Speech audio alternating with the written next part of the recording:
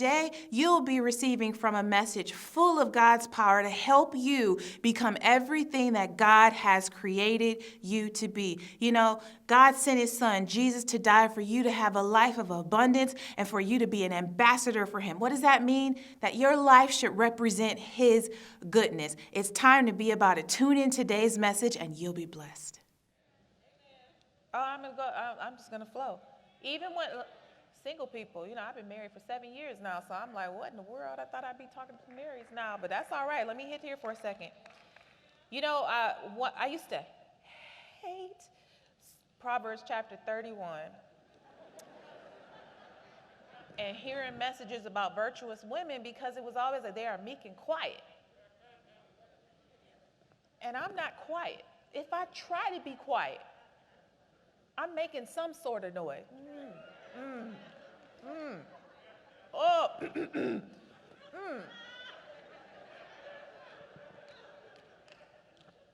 I've been talking almost my whole life. And in essence, I use my mouth. That's one of the greatest gifts that God, I'm using it right now. And it took understanding for me to understand that in order for God to bring somebody to me, that I could be who he created me to be without trying. Sister so-and-so got chosen, and you know, she just sit over there. Like my mother, super quiet. You wouldn't think that listening to her preach, but that is so, when she preached, I'd be like, who is that? That is so not her off the pulpit. She's very quiet. And so I used to think I have to be just like my mother. Just have, shh. But no. Some of you all are trying to change the gifts that God gave you. Now, what I could do was keep the word on the inside of me so that I use my mouth the way he wanted me to. And I didn't use, I'm very expressive, that as an excuse to just pop off whenever I want to. Self-control is a commandment for each and every person. But there are a lot of you end up with the wrong person because instead of you being your true self, when you're being discovered, you're trying to become who you think they want you to be. Trying to force yourself to fit somewhere you don't belong. Look at your neighbor and say, be careful. You have to learn to value what God gives you. We all have issues. We all have problems. We all have things that we need to get in the word and continue to grow in the things of God. But that's a far cry from trying to force yourself. And teenagers, hear me.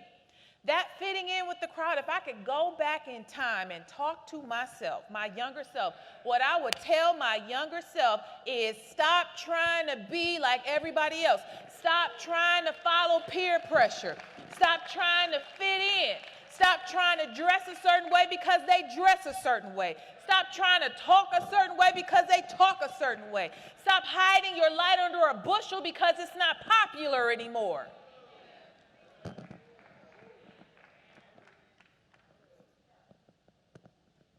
Let me keep going so I can actually get through this message.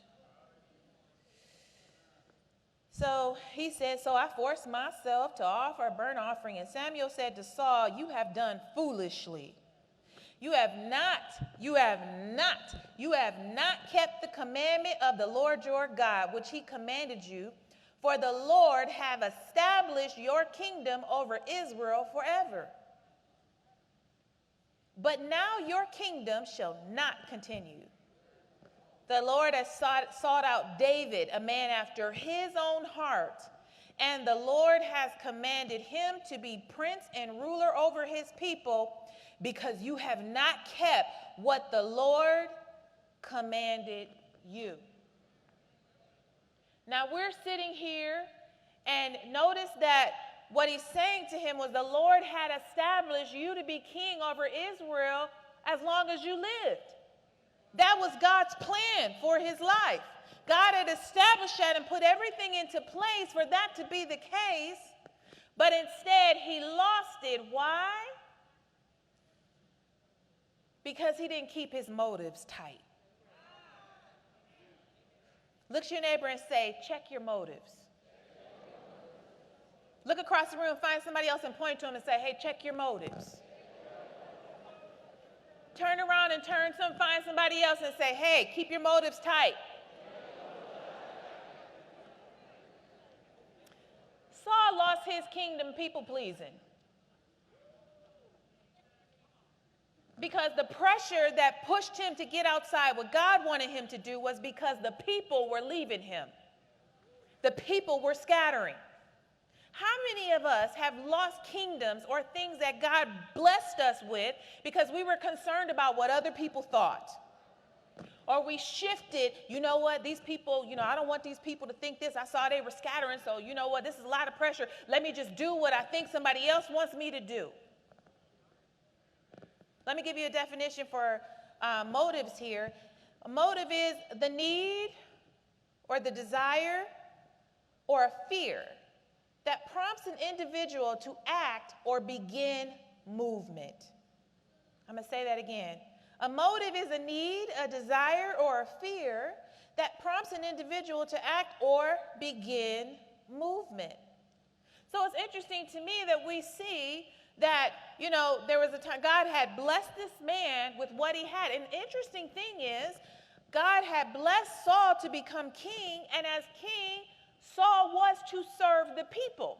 See, there's a fine line here. God will use you to be a blessing to people, but your service must still be unto the Lord. Because when you stop being concerned about what God thinks about your situation, and you're more focused on what the people God sent you are starting to think or starting to say, you're in trouble. And the very things that Jesus died to give you could be in jeopardy simply because your heart motive is not in the right place. Hope you enjoyed today's podcast. I want to invite you to subscribe as well as visit our website at michelleferguson.org. We have some materials there that can help you as you walk through life, live the life that God created for you.